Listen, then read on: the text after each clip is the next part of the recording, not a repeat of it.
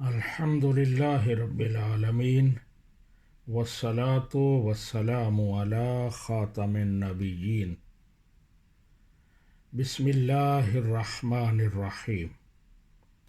احباب، پروگرام ہے مرزا قادیانی قرآن و سنت کے کٹہرے میں، اور میں ہوں محمد دین سیالوی۔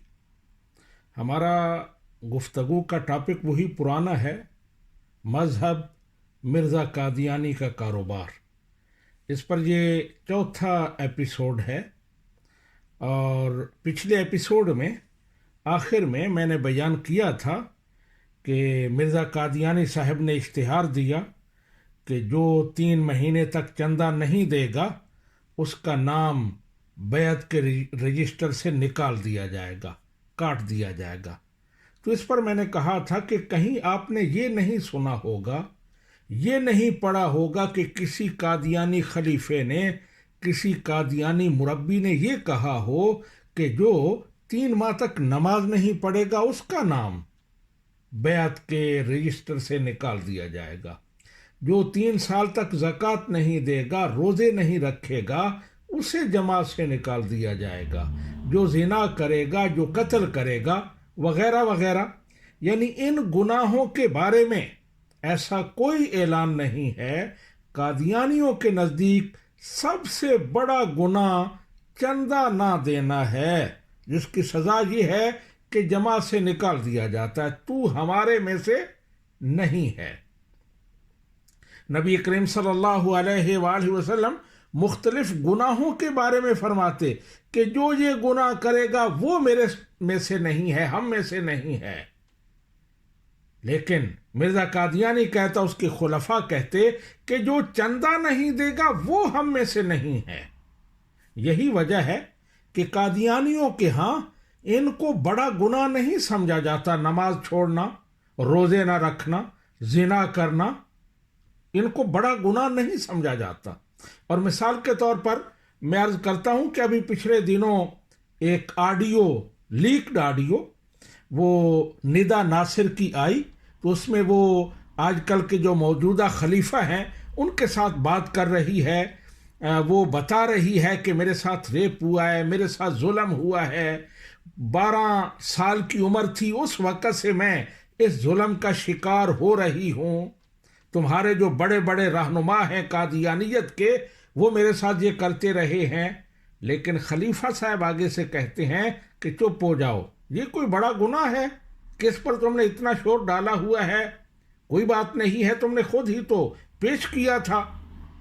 یہ خلیفہ صاحب کہہ رہے ہیں۔ تو اس سے پتہ چلتا ہے کہ ان کے ہاں یہ کوئی بڑا گناہ نہیں ہے، ہاں بڑا گناہ چندہ نہ دینا ہے۔ تو احباب، آج کے پروگرام کا آغاز جو میں کر رہا ہوں وہ ایک ڈائلاگ سے کر رہا ہوں جو قادیانیوں کے ہاں بڑا مشہور ہے، اور وہ ڈائلاگ یہ ہے کہ میں دین کو دنیا پر مقدم رکھوں گا۔ یہ ڈائلاگ اصل میں قادیانیوں کا کلمہ ہے۔ قادیانیوں کے دوسرے خلیفہ مولوی نور الدین کہتا ہے کہ ہر نبی کا ایک کلمہ ہوتا ہے، مرزا کا کلمہ یہ ہے کہ میں دین کو دنیا پر مقدم رکھوں گا۔ یہ مرزا قادیانی کا کلمہ ہے کہ میں دین کو دنیا پر مقدم رکھوں گا۔ اس سے یہ بھی بات ظاہر ہو جاتی ہے کہ ان کا امت مسلمہ سے کوئی تعلق نہیں ہے، کیونکہ ان کا کلمہ اپنا ہے۔ کہتے ہیں کہ ہم کلمہ پڑھتے ہیں، تو وہ بات ٹھیک نہیں ہے۔ ان کا کلمہ یہ ہے کہ میں دین کو دنیا پر مقدم رکھوں گا۔ لیکن میں کہتا ہوں، یعنی محمد دین سیالوی، کہ یہ بھی دھوکہ ہے۔ یہ بھی صرف کہنے کی باتیں ہیں، عام قادیانیوں کو بتانے کی باتیں ہیں۔ جیسے کہتے ہیں نا، ہاتھی کے دانت کھانے کے اور دکھانے کے اور، تو اسی طرح یہ بھی صرف دکھاوا ہے، عمل بالکل اس کے برعکس تھا۔ مرزا قادیانی سے لے کر تمام خلفاء تک اور پھر تمام مربی دنیا کو دین پر ترجیح دیتے ہیں، بلکہ دین کو دنیا کے بدلے میں بیچتے ہیں۔ میں نے ابھی اوپر حوالے ذکر کیے ہیں کہ کس طرح دعاؤں کے بدلے میں پیسے لیتے تھے، مانگتے تھے، اور پھر جو 3 ماہ تک چندہ نہیں دے گا اس کا نام جماعت کے رجسٹر سے کاٹ دیا جائے گا۔ خلفاء بھی یہ دہراتے رہے، مرزا قادیانی صاحب نے اس کے اشتہار دیے۔ تو اب چندہ جو ہے یہ دنیا ہے اور بیعت دین ہے۔ تو گویا قادیانی کلٹ یہ کہہ رہا ہے کہ تم ہمیں دنیا نہیں دو گے تو ہم تم سے تمہارا دین بھی چھین لیں گے۔ احباب، اس سے بڑا ظلم کیا ہو سکتا ہے؟ میں آپ کو بتاؤں کہ قادیانیت میں چندہ اتنا اہم ہے کہ قادیانی مربی عام قادیانیوں کو چندے پر ابھارنے کے لیے اور چندے کا پابند رکھنے کے لیے اپنی جیبیں گرم کرنے کے لیے سر عام جھوٹ بولتے ہیں، بڑے بڑے جھوٹ۔ کہتے ہیں عام قادیانیوں کو کہ قبر میں 2 سوال ہوں گے۔ وہ 2 سوال کون سے ہیں؟ پہلا، تبلیغ کی تھی؟ دوسرا، چندہ دیا تھا؟ اگر احمدی جواب دے کہ میں نے تبلیغ بھی کی تھی، چندہ بھی دیا تھا، خدا کہتا ہے جاؤ بہشتوں میں داخل ہو جاؤ۔ یہ میں اپنی طرف سے نہیں کہہ رہا، یہ قادیانی کہتے ہیں۔ قادیانی مربی کی یہ بات سنیں وہ کیا کہہ رہا ہے۔ جب کوئی احمدی فوت ہوتا ہے تو اللہ تعالیٰ اس سے کیا باتیں پوچھتا ہے؟ اس صحابی نے کشف میں جواب دیا، 2 باتیں پوچھا کرتا ہے احمدی سے۔ جب کوئی احمدی فوت ہوتا ہے اللہ تعالیٰ اس سے 2 باتیں پوچھتا ہے، پہلی یہ تبلیغ کی تھی اور دوسری یہ چندہ دیا تھا۔ اگر احمدی جواب دے میں نے تبلیغ بھی کی تھی، چندہ بھی دیا تھا، خدا کہتا ہے جاؤ بہشتوں میں داخل ہو جاؤ۔ یہ بات سنیں کہ قادیانی مربی کیا جھوٹ بول رہا ہے کہ قبر میں چندے کے بارے میں سوال ہوگا۔ میں کہتا ہوں کہ قبر میں چندے کے بارے میں کوئی سوال نہیں ہوگا۔ رسول اللہ صلی اللہ علیہ وآلہ وسلم نے ارشاد فرمایا قبر میں 3 سوال ہوں گے۔ پہلا سوال، من ربو کا، تیرا رب کون ہے؟ مومن جواب دے گا ربی اللہ، میرا رب اللہ ہے۔ دوسرا سوال، ما دینوں کا، تیرا دین کیا ہے؟ مومن جواب دے گا دینی الاسلام، میرا دین اسلام ہے۔ تیسرا سوال، ما کنت تقول فی ھذا الرجل، تو اس ہستی کے بارے میں دنیا میں کیا کہا کرتا تھا؟ نبی رحمت صلی اللہ علیہ وآلہ وسلم وہاں تشریف لائیں گے تو بندے سے پوچھا جائے گا کہ ان کے بارے میں کیا کہتا تھا، تو بندہ مومن جواب دے گا ہوا عبد اللہ و رسولہ، یہ اللہ سبحانہ و تعالیٰ کے بندے اور اللہ کے آخری رسول ہیں۔ یہ ابو داؤد کتاب ہے اور اس میں حدیث نمبر ہے 4751 اور 4753۔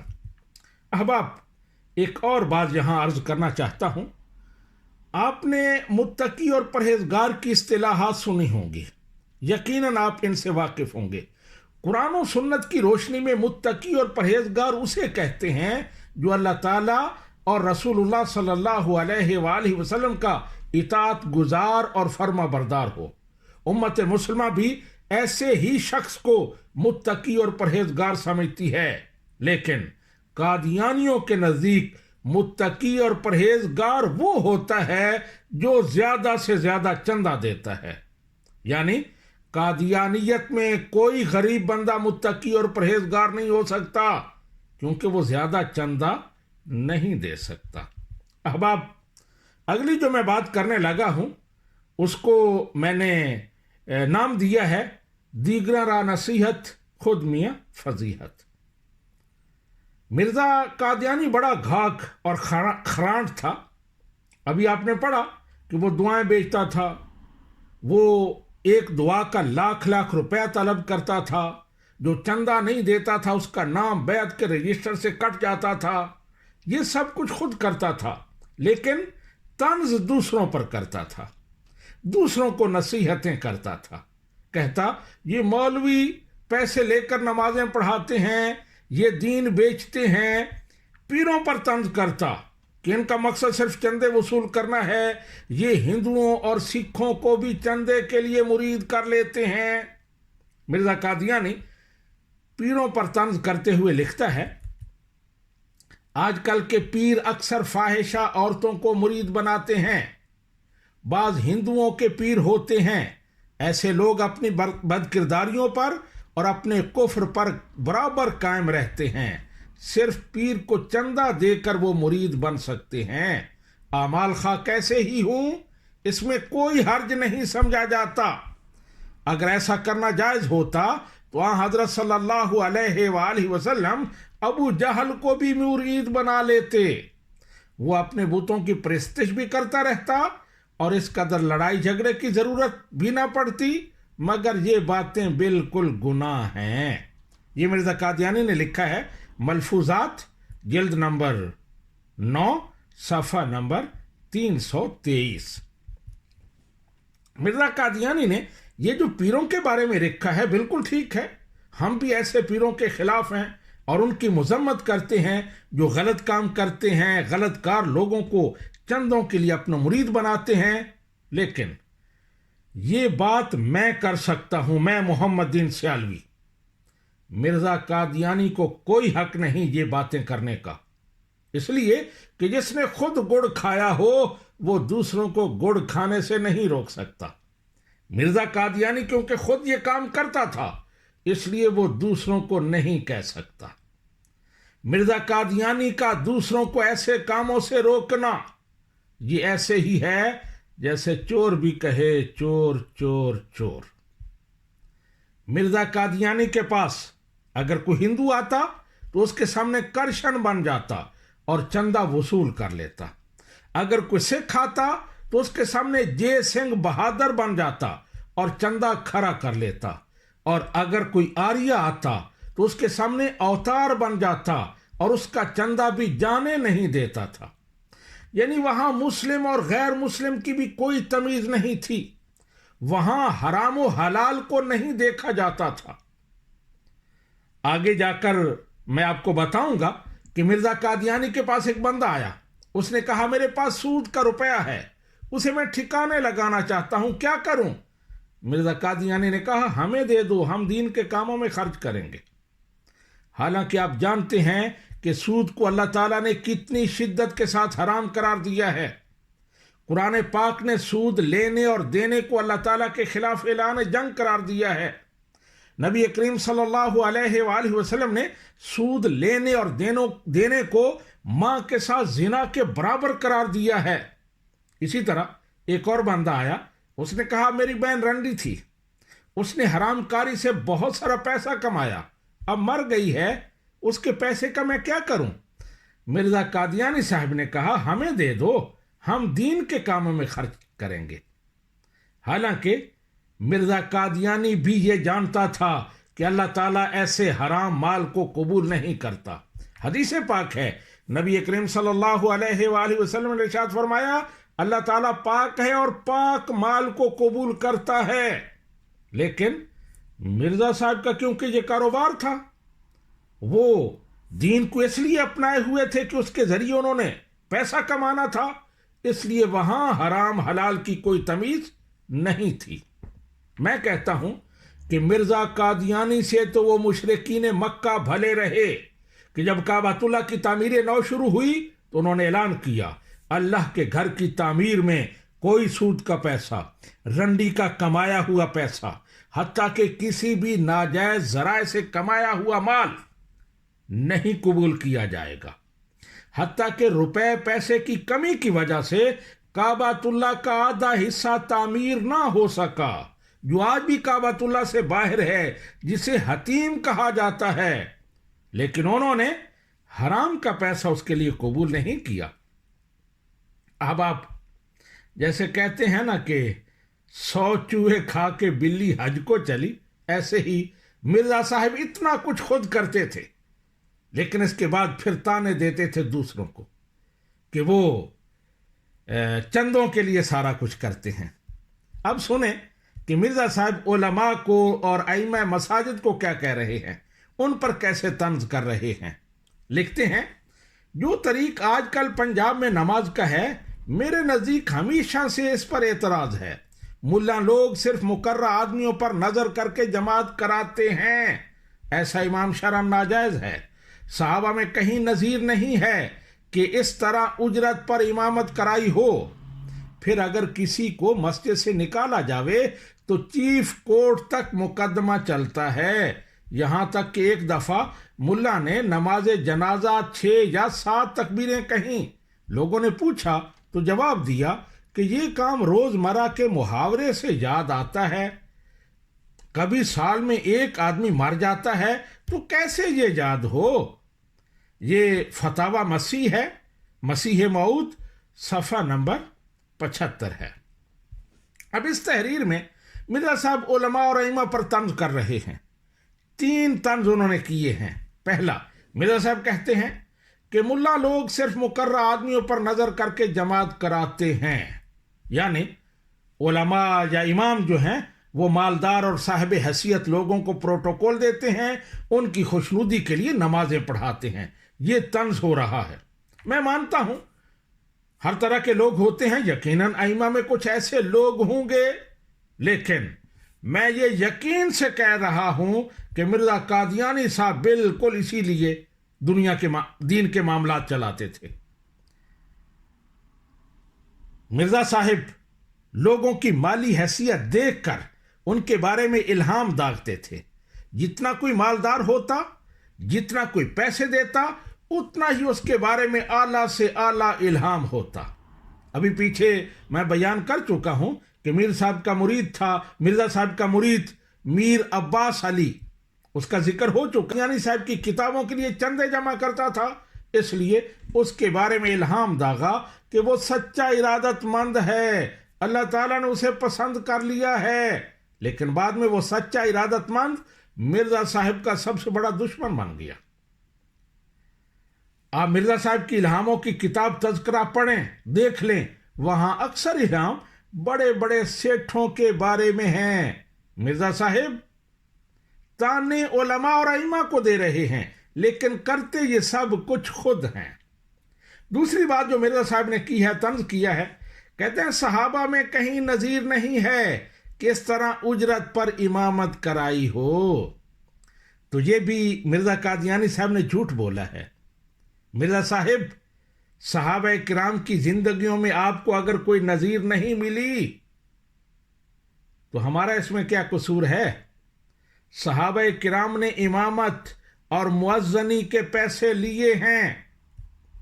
اب مسئلہ یہ ہے کہ مرزا قادیانی بیچارے کو تو یہ بھی علم نہیں تھا کہ نبی رحمت صلی اللہ علیہ وآلہ وسلم کے بیٹے کتنے تھے، وہ تو یہ بھی نہیں جانتا تھا کہ نبی کریم صلی اللہ علیہ وآلہ وسلم کی بیٹیاں کتنی تھیں، وہ تو اس بات سے بھی ناواقف تھا کہ نبی کریم صلی اللہ علیہ وآلہ وسلم کے والدین کب فوت ہوئے۔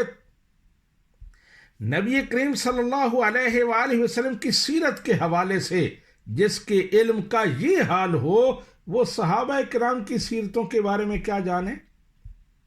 اصل میں نبی کریم صلی اللہ علیہ وآلہ وسلم اور صحابہ کرام رضی اللہ تعالی عنہم کی سیرتوں کے بارے میں وہ جانے جس کا ان سے کوئی رشتہ اور تعلق ہو۔ مرزا قادیانی کا کیونکہ نبی رحمت صلی اللہ علیہ وآلہ وسلم اور صحابہ کرام رضوان اللہ علیہم اجمعین سے کوئی رشتہ و تعلق نہیں تھا، اس لیے اسے ان کے بارے میں علم بھی نہیں تھا۔ آؤ میں بتاتا ہوں کہ صحابہ کرام نے امامت کی تنخواہیں لی ہیں۔ حضرت عمر بن خطاب اور حضرت عثمان غنی رضی اللہ تعالی عنہما کے بارے میں آتا ہے، کانا یرزقان المؤذنین والائمۃ والمعلمین والقضاۃ، کہ یہ دونوں خلیفے یعنی حضرت عمر بن خطاب اور حضرت عثمان غنی مؤذنوں کو، ائمہ کو، اساتذہ کو اور قاضیوں کو تنخواہیں دیتے تھے۔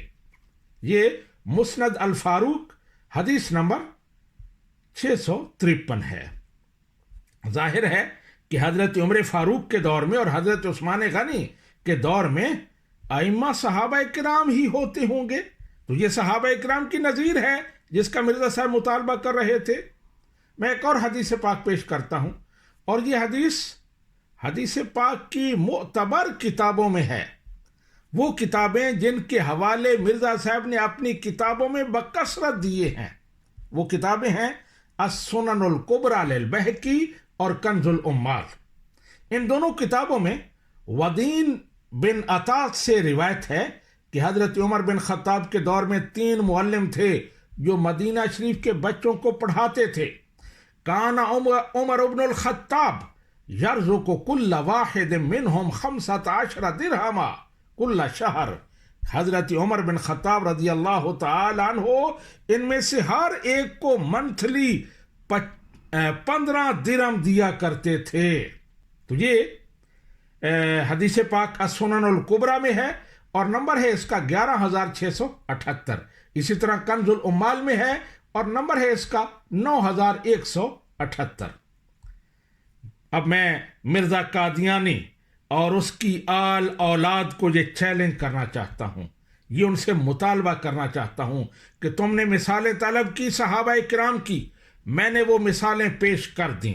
अब आप पर कर्ज है कि आप भी सहाबा किराम से वो मिसालें पेश करें कि उन्होंने दुआएं कराने के लाख रुपए तलब किए हों, सहाबा किराम ने बैअत के बदले में चंदा लिया हो और जिसने चंदा न दिया हो उसका नाम उन्होंने बैअत के रजिस्टर से काट दिया हो। अहबाब, तीसरी बात जो इस तहरीर में मिर्जा साहब ने उलमाए किराम पर और आइमा पर तंज की है, कहते हैं कि मौलवियों को नमाज जनाजा भी याद नहीं होती, कहीं 6 तकबीरें कहीं 7 कह देते हैं। तो असल में ये जो बात मिर्जा साहब कर रहे हैं ये उनकी अपनी है, जैसे कहते हैं ना हड्ड बीती, खुद वो उल्टी सीधी नमाज जनाजा पढ़ाया करते थे। मुफ्ती मोहम्मद सादिक कादियानी लिखते हैं, ये मिर्जा साहब के बड़े खास मुरीद थे। कहते एक मौका पर मिर्जा कादियानी ने नमाज जनाजा पढ़ाई। नमाज के बाद किसी ने कहा मेरे लिए दुआ फरमा दें, तो मिर्जा कादियानी साहब ने कहा मैंने तो सबका ही जनाजा पढ़ दिया है। ये गौर करें अल्फाज पर, मैंने तो सबका ही जनाजा पढ़ दिया है। ये जिक्र हबीब सफ़ा नंबर 162 है, मुफ्ती मोहम्मद सादिक कादियानी की ये किताब है। तो अब यकीनन कादियानी इसकी तावील करेंगे कि मिर्जा कादियानी ने ये जो कहा कि मैंने तो सबका ही जनाजा पढ़ दिया है, इसका मतलब ये नहीं था कि तुम सारे फौत हो गए हो और मैंने तुम्हारी नमाज जनाजा पढ़ दी है, बल्कि इससे मुराद मिर्जा कादियानी साहब की ये थी कि मैंने तुम सब के ईमानों का जनाजा पढ़ दिया है। तो अहबाब, ये था आज का प्रोग्राम। तो आपसे गुजारिश है कि सुनते रहिए, पूछिए।